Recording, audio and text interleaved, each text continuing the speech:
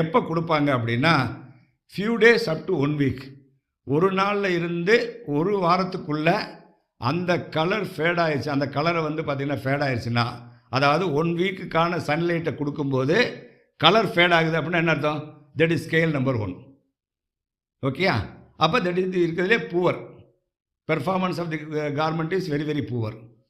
சரி, அது மாதிரி 2 மடங்கு ஒரு 15 டேஸ் 20 டேஸ்க்குள்ள என்ன சன்லைட் வந்து வந்திருக்குமோ, அந்த 20 நாள் நம்ம துணியை வந்து வெயிலில் காய போட்டிருந்தா எவ்வளோ சன்லைட் வந்திருக்குமோ, அந்த சன்லைட்டை கொடுக்கும்போது என்ன கலர் வருது அப்படின்னு நம்ம சாம்பிளில் வந்து டெஸ்ட் பண்ணும்போது, அது வந்து it is being given as a 2 scale.